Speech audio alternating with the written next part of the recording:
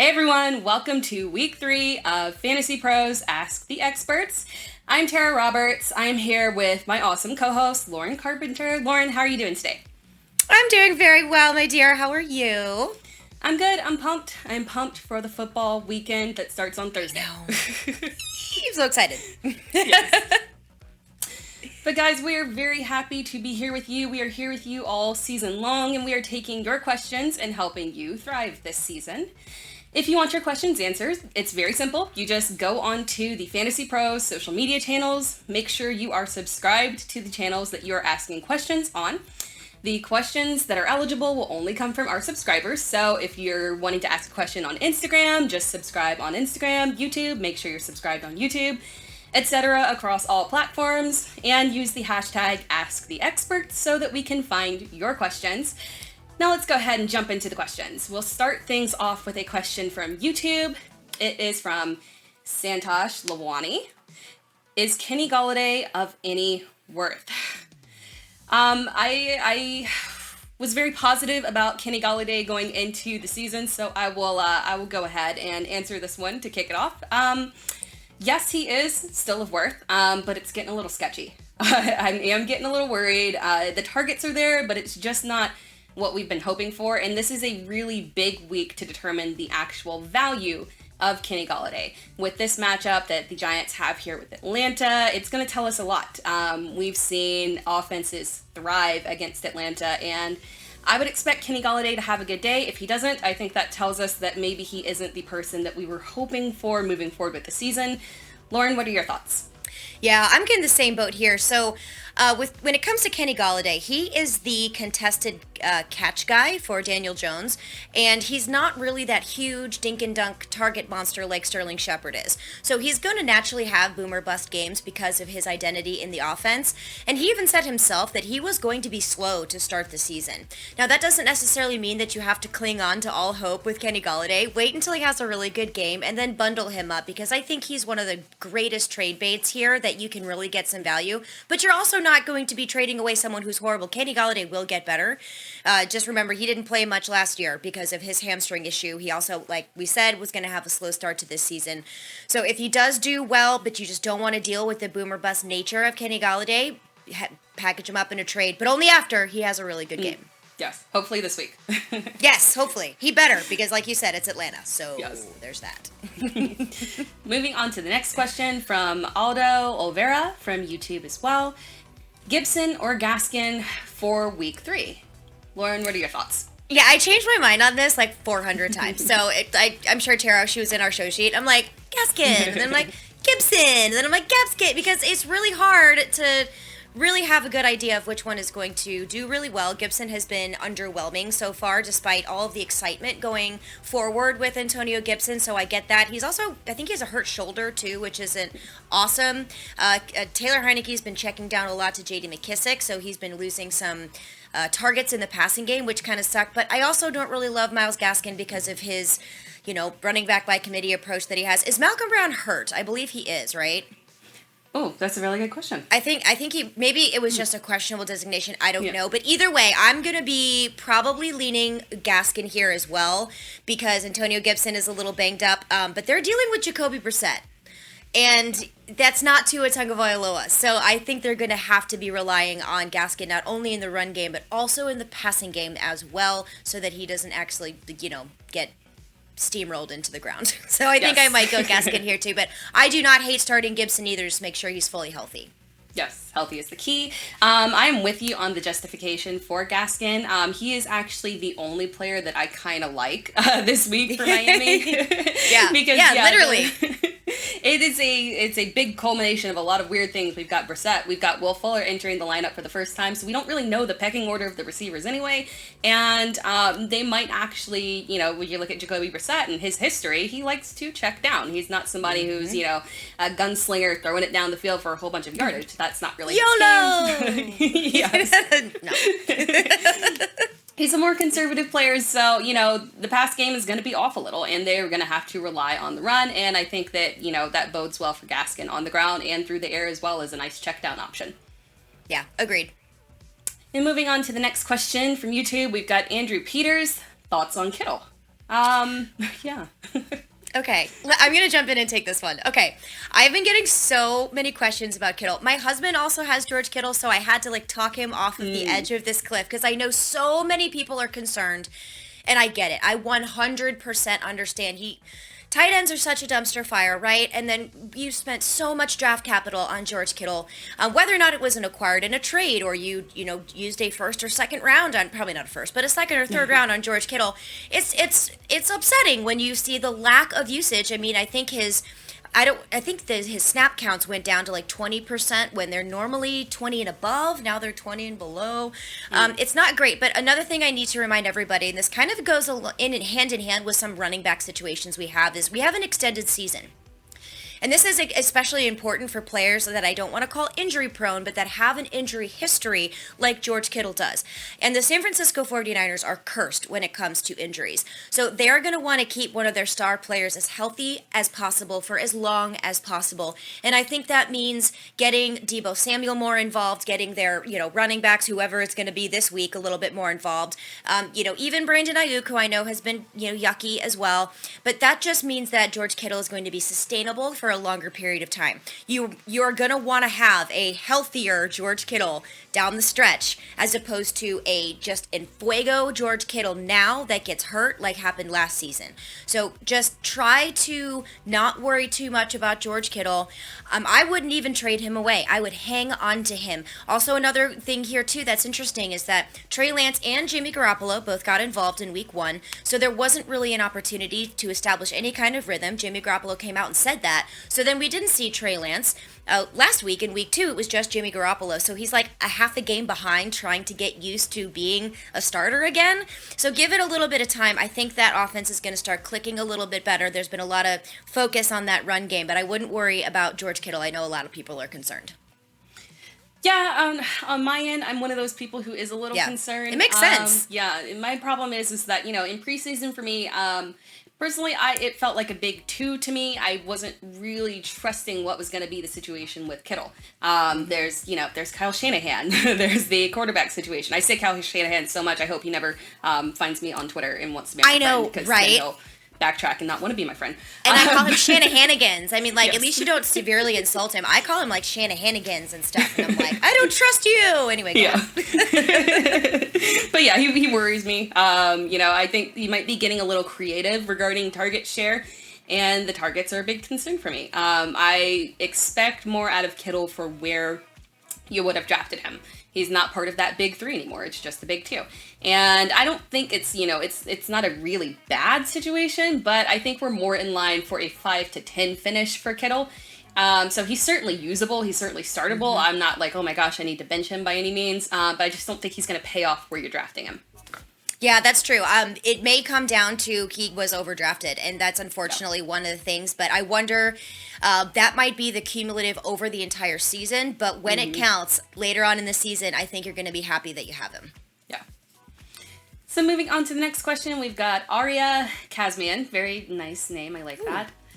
Do you guys think James Robinson is going to bounce back, or should I trade him before it's too late? I'll take this one.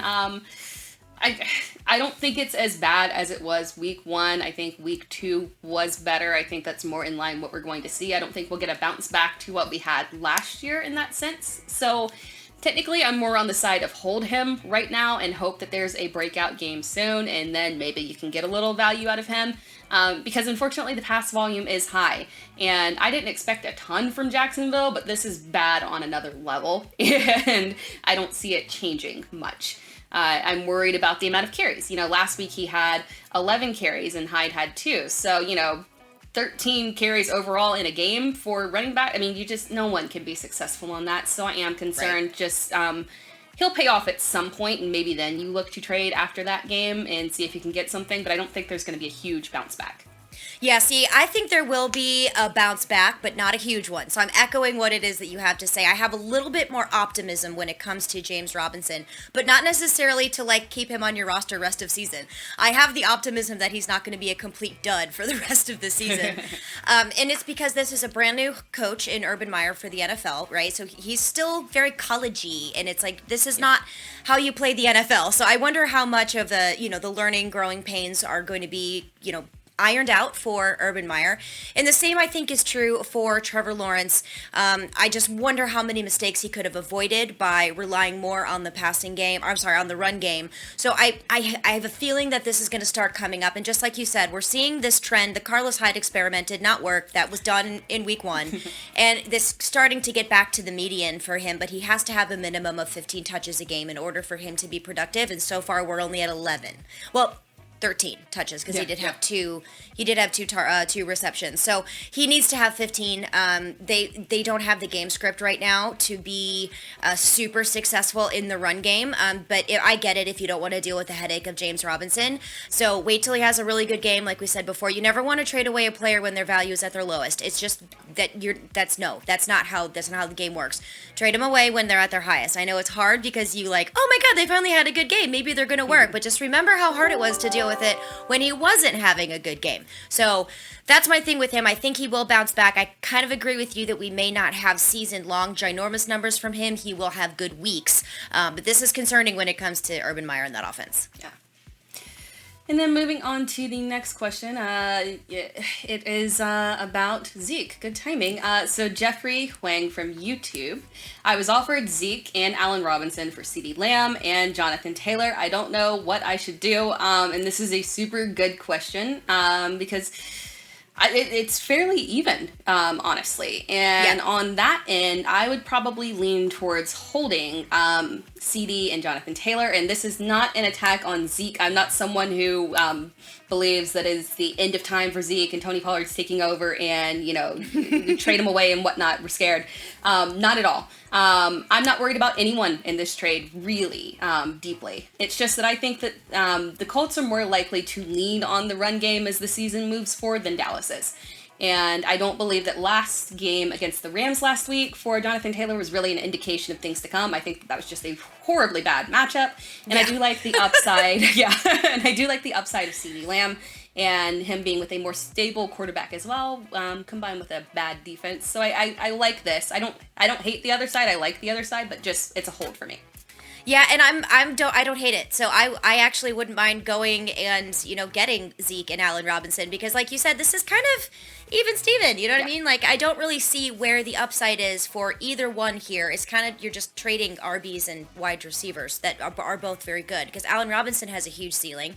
I mean, he would have had an even better game, great game, if he would have caught that touchdown from Justin Fields. That was perfectly thrown in the exact, that's just so uncharacteristic for him. Kind of like AJ Brown was very uncharacteristic as well. Oh, geez, stinky. But for anyone who does have concern about Zeke, just kind of like I mentioned, I get so many questions about George Kittle and the concern level. I'm getting so many questions about Ezekiel Elliott. So if you are nervous about Zeke, which Tara and I both think that you should not be, hearken back to what I just said about George Kittle, and it's about sustainability for an extended season. And they want to make sure that they can keep Ezekiel Elliott healthy, but he's still on the field and getting productive. It was double-digit numbers against really difficult defenses. I understand that's not what you drafted in the first round with Zeke, but just hang on. This is going to even out a little bit, and I don't mind Tony Pollard being on the field because that means you're going to have a more healthy Ezekiel Elliott down the stretch. And it's Ezekiel Elliott who's getting that goal line work. Tony Pollard may see some, but he's that in-between-the-20s guy, and Zeke for now is going to be, I don't want to call it limited because that's not what I mean. It's going to be more specialized, shall we say, in the red zone, near that goal line work, maybe first down work. But I don't worry about this. Zeke will come through for you. We are seeing it in the usage. I know it's upsetting when you see someone like Tony Pollard that even looks better than Ezekiel Elliott, which I get to. Don't be concerned. I like both sides of this trade, so why not just hang on to who you have?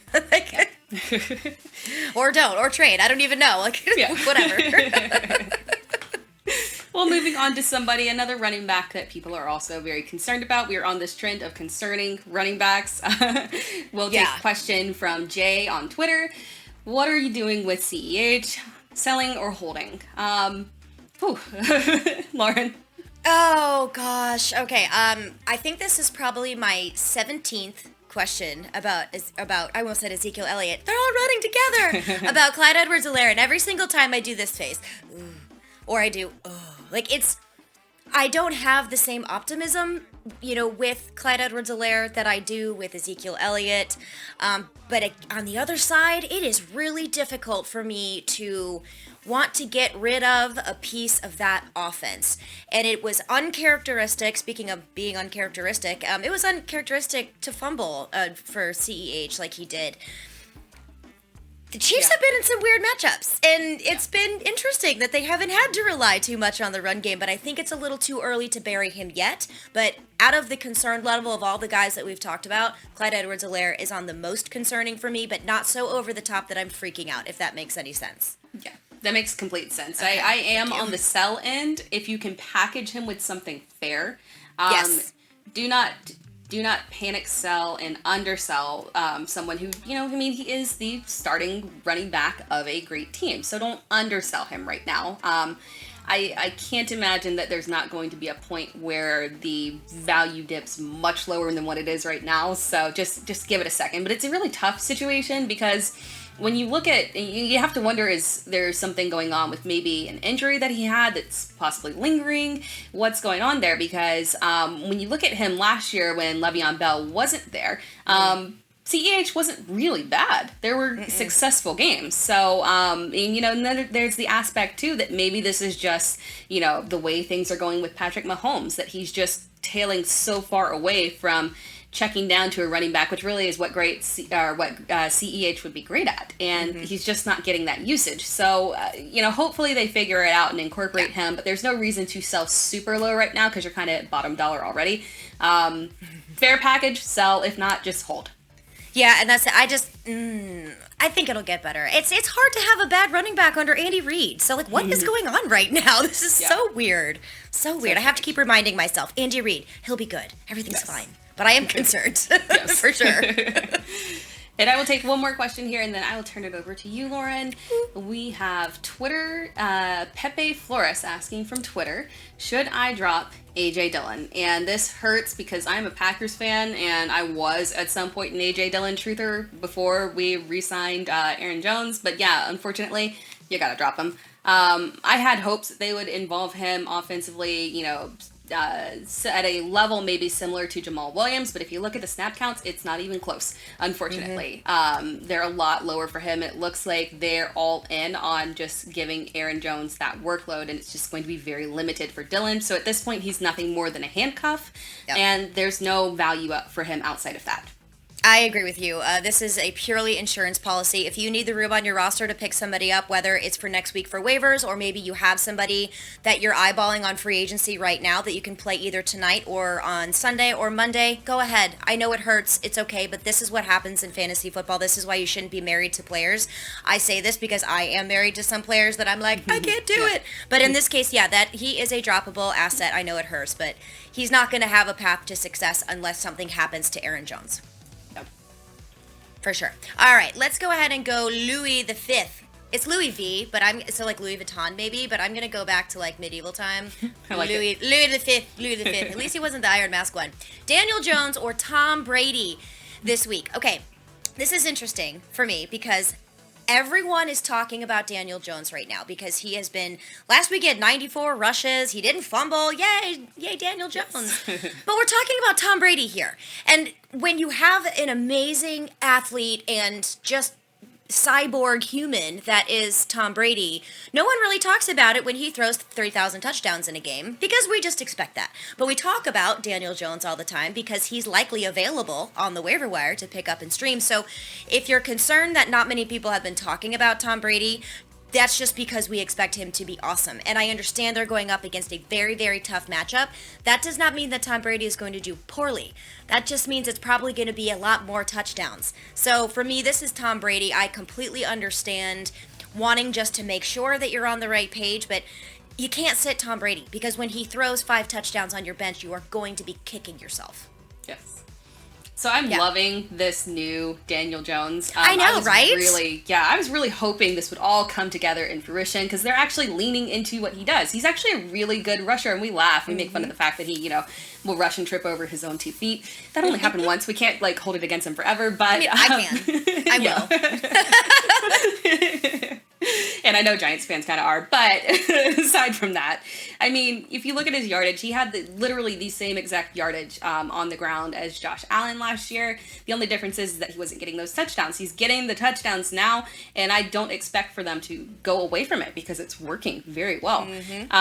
So from that perspective, it may not be fantastic for the Giants as a whole in terms of him as a starter, but from a fantasy perspective, it is paying off greatly.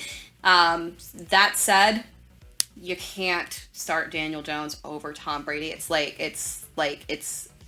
sacrilegious to do that. Yeah. If I had no idea who these players were, I had never watched a single football game, never heard any football news, and I was simply looking at numbers, I'd be like, okay, well, if I score more rushing points with a rushing quarterback, I'll take Daniel Jones. But unfortunately, that's not what the case is. It is sacrilegious to sit Tom Brady.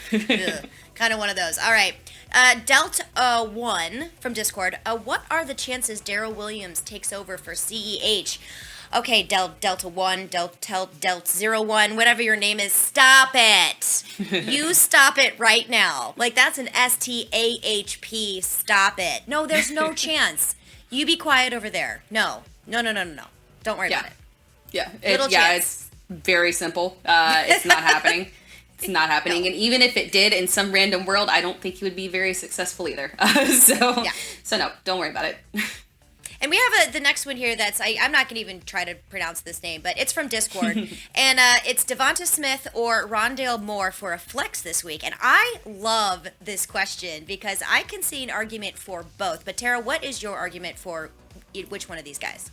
So I love Rondale Moore, I really do. But for me, it's Devonta Smith in this particular matchup of these two people because of the high-scoring game for Philadelphia. And I know we've got a high-scoring game with Arizona as well, but I think this script just works a little bit better for Devonta Smith because he is that number one option. So last week was off. It was just a really bad game in terms of the entire team just being just a little bit, but the targets are there.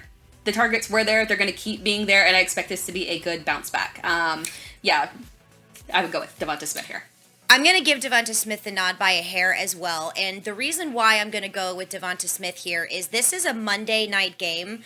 Philadelphia Eagles against the Dallas Cowboys. This is a just evil NFC East grunge, hate each other match. And you know that they're going to be playing lights out against one another because they frankly hate each other. For every Cowboys and Eagles fan that's listening, I'm sure you're nodding along being yeah, they all suck. I mean, that's just kind of how it goes. Most of my best friends are Eagles fans. So this is going to be a very, very good game. I see a lot of scoring. I see a lot. Now watch this be 12 to 10 or something stupid. But yeah, I will give that nod to Devonta Smith there. Don't disregard last week, just like Tara was saying. But again, I love Rondale Moore as well. So if you don't want to wait until a Monday game, if you feel like you're just not that sure, then you can start Rondale Moore because he's really good too. But I'm going with Devonta Smith by a little bitty baby hair right there. Yeah. But yeah, two very good wide receivers. And then Andrew L. Parks from Instagram, what should I do with Zeke? So I know we covered this probably beating a dead horse here, but for me with Zeke, hold on to him. Long term, he is going to be a running back that is productive, which are very, very hard to find. I don't like all of these people wanting to trade away their RB1s. Stop it. Hang on to them. I mean, the kind of same thing goes with James Robinson, too, because I understand that he is not, super flashy and sexy right now, but the amount of talent that just falls off the rails when it comes to running backs is very, very quick. It's not like the depth that we have at the wide receiver position. Hang on to Zeke, take some Pepto, do some yoga, harness your chi, because it may take a little bit of patience before he starts getting up into that close to the 20 fantasy point mark again, but they're keeping him healthy, so that means you're going to have a healthier Ezekiel Elliott later. So just calm down about Zeke. Tara, what do you think about that? Yeah, I mean, I completely agree. Hold. There's nothing that you need to do in terms of moving Zeke and worrying about it. We gotta ignore week one. that was a different thing. That was a different thing in a game script and a strategy. Week 2 wasn't bad. I think what's kind of masking it is everything that Tony Pollard did. I mean, he was so wonderful that you kind of forget to look at Zeke's stats and say, hey, that was still a top 10 performance. Like, he was still a top 10 back. And let defenses focus on Tony Pollard. Let him do it, because guess what? Hi, Ezekiel Elliott is still really good. Everyone's like, he's washed. Yeah. I'm like, okay, whatever. Sorry, I totally interrupted you there. No, that's okay. I mean, that's exactly it. I mean, it's almost like a smokescreen to where we forget that, like, that was a good performance. He did well. Even if you're saying Tony Pollard looks better, he's not going to steal Zeke's job. So if this was the kind of performance that I'm getting every week for the rest of the year, then yeah, I'm very happy with Zeke as a top 10 back. I might have been expecting more. I might have been saying, oh, he maybe has overall RB1 capabilities, but in that, we're not going to get that. But it's still a great situation to have as your RB1. Yep, I hear you there. And then Chief Berg from Instagram, full PPR, Mike Davis or Tyler Boyd. I think you and I are both on the same page on this one. Yeah. I'll let you go ahead and take this. Yeah, it's kind of a two situation thing here. Mike Davis is probably the more stable floor. But Tyler Boyd has more upside, so I will go with Tyler Boyd in this situation. The production from Davis would mainly be coming through the air, and so you're just depending on him getting those targets. You can't depend on anything for him coming on the ground in this situation. Yeah. So, and you've also got Higgins that's day-to-day with an injury. It's getting a little sketchy here as we're getting closer, so monitor it, and if Higgins doesn't play, then by all means, it's not even close there. Boyd. Yeah, I agree, 100%. Can't add anything else. Now, the last one we have is very interesting. And I really hope that your commissioner is listening to this, because I read this and was like, you've got to be kidding me. What? Okay, let me just read it out here. This is from Brainfire from Instagram. First of all, great name. Yes. But he says, bonjour, my homies. Oh, bonjour. I am so peeved. He used a different phrase, but I'll say peeved right now. Our commissioner just blocked a trade that I and the other team thought was completely fair. I think this is fair too, but hang on. It is Christian McCaffrey giving away 4 to receive Josh Allen and Aaron Jones. In what way is this unfair? I don't think this is unfair. Do you think this is unfair, Tara? I don't. Unless this is super flex, then that would be a different situation where it would make it lopsided still. But assuming that it's one QB, there's not a huge difference here. And if both parties are happy, and this is, if it works out for everyone and everyone is happy, in my opinion, as long as it's not completely tilting the entire league, I don't see why people would want to veto and block that trade. I think it's fine. I think it should have gone through. I think Jones can be the RB1, but it's not as clear of a path as CMC. So for me, in my opinion, I get why that trade exists. I do too. And for me, this is my question for you, Brainfire, is who won the league last year? Was it you, or was it the person you're trading with? Because this sounds real bitter to me. This sounds like a bitter, angry, no way Jose, because whoever is getting what he thinks is the better end of this deal likely either came in first or second, or just beat him or something, or her. I don't know. Could be a chick. Who knows?